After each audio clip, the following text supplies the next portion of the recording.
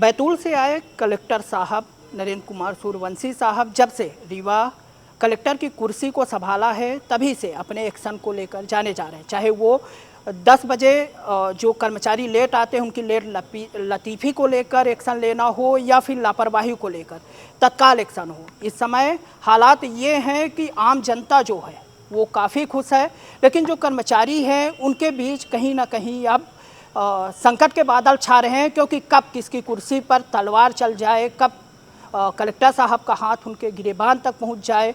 क्योंकि कहीं ना कहीं लापरवाह जो अधिकारी हैं, जो कर्मचारी हैं, अब उनको एक डर सताए। यही डर अब आज कमिश्नर कार्यालय तक पहुंच गया और उन्होंने ज्ञापन सौंपा है कलेक्टर साहब के कि वो जानवरों की तरह काम करवाते हैं, मानसिक रूप से दबाव डालते हैं और प्रताड़ित करते हैं। हमारे साथ कलेक्टर साहब खुद हैं। मैं डायरेक्ट बात कर लेता हूँ, जानने की कोशिश करता हूँ कि समन्वय क्यों नहीं बैठ पा रहा है।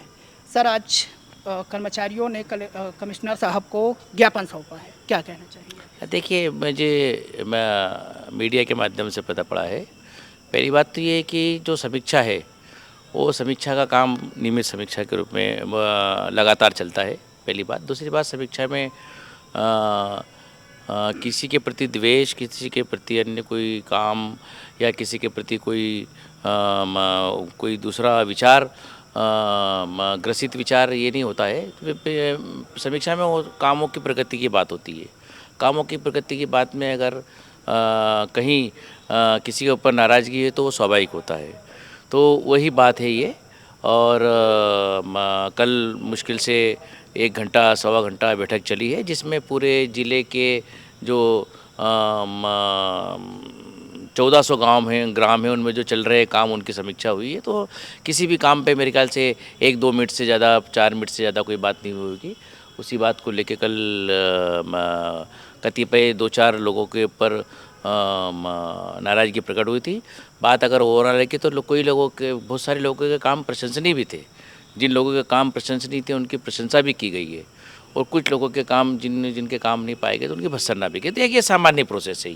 ये प्राइवेट ऑर्गेनाइजेशन में भी होता है, ये सेमी गवर्नमेंट ऑर्गेनाइजेशन में भी होता है, और एक गवर्नमेंट ऑर्गेनाइजेशन में होता है।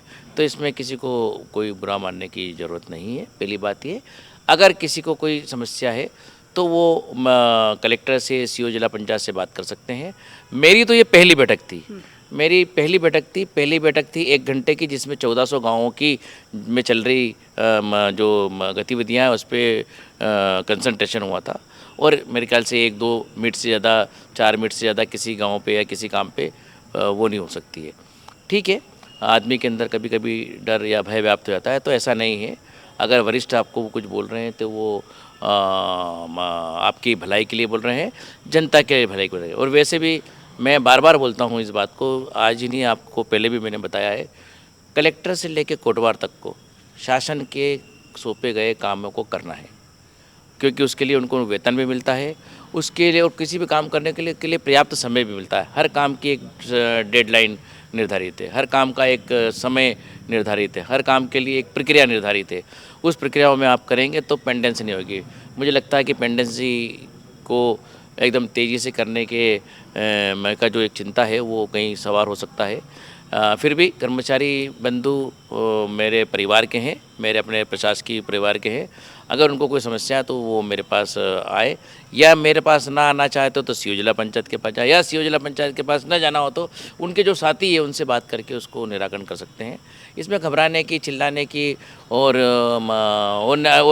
कहीं गॉसिपिंग करने का कोई प्रश्न नहीं उठता है। अच्छा, एक आरोप और लग रहा है कि आप उनको पर्याप्त मौका नहीं दे रहे हैं पक्ष रखने का। जिस प्रकार से आपने तत्काल एक्शन लिया, चाहे तहसीलदार, नायब तहसीलदार या पटवारियों के खिलाफ डायरेक्ट उन्हें निलंबन तक की कार्यवाही देते हैं, तो इनका पक्ष है कि आप सुनते नहीं।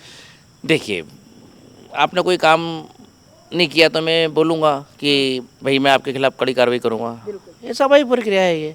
पहली बात। दूसरी बात ये कि काम का पर्याप्त समय तो मिला है। साल भर के काम अगर 1 महीने में, मैं साल भर, अगर एक महीने का काम साल भर में नहीं हुआ तो ये तो थोड़ा सोचनी बात है। फिर भी अगर आप मेरे से, अगर आप कुछ कर्मचारियों ने अपनी बात रखी कि भाई सर हमें इस काम के लिए इतना समय दिया, उनको समय दिया गया, तो आप समय देंगे। गॉसिपिंग को बढ़ावा देना मेरे ख्याल से उचित नहीं है। फिर भी वो मेरे प्रशासकीय परिवार के लोग हैं, मेरे पास आएंगे, मेरे से कुछ समय मांगेंगे, मेरे से अपनी समस्याओं को जिक्र करेंगे, तो उनका मुझे लगता है बेहतर सॉल्यूशन निकलेगा। लेकिन आप नियमों के तहत ही काम कर रहे हैं, चाहे 10 बजे ऑफिस आना हो, तो फिर इसको लेकर विवाद क्यों कर्मचारी संगठन खड़ा कर रहे हैं? क्योंकि ये तो मुख्यमंत्री साहब ने भी कह चुके हैं कि 10 बजे आना है। नहीं, देखिए ये क्या है, ये सभी लोग जो हैं समझदार लोग हैं सभी लोग, और सभी को पता है कि नियमों का पालन करना है।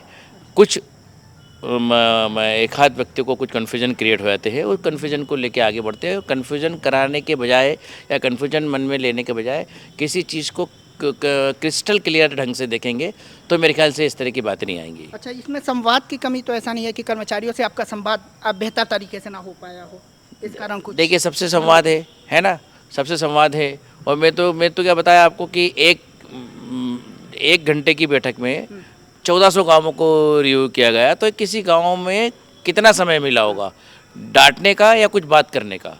तो स्वाभाविक है कि परस्पर सद्भाव की बैठक हुई होगी, और परस्पर सद्भाव में कहीं किसी के प्रति कोई नाराजगी आई होगी। अच्छा, एक और लास्ट सवाल मेरा ये है कि जिस प्रकार से आप एक्शन ले रहे हैं, तो इस आज के जो कर्मचारी संगठनों के ज्ञापन सौंपे, इसके बाद इस एक्शन में ढिलाई तो नहीं होगी या इसी तरह चलता रहेगा? नहीं, देखिए मैंने क्या बोला, कलेक्टर से लेके कोटवार तक को अपने दायित्व का निर्वहन करना है। मैं रहूं ना रहूं, कोई रहे ना रहे, काम तो सबको करना पड़ेगा। काम हंस के भी करना पड़ेगा और काम रो के भी करना पड़ेगा। तो रो के क्यों करे, काम हंस के ही करे, काम स्वेच्छा से करे, ज़्यादा मेरे ख्याल से अच्छा है। ज़्यादा क्या कहना चाहेंगे आप आम जनता को, जो आपसे खुश तो है लेकिन अधिकारी खुश नहीं? नहीं, देखिए अधिकारी भी मेरे बंधु हैं, मेरे परिवार के, सब प्रशासकीय परिवार के लोग हैं।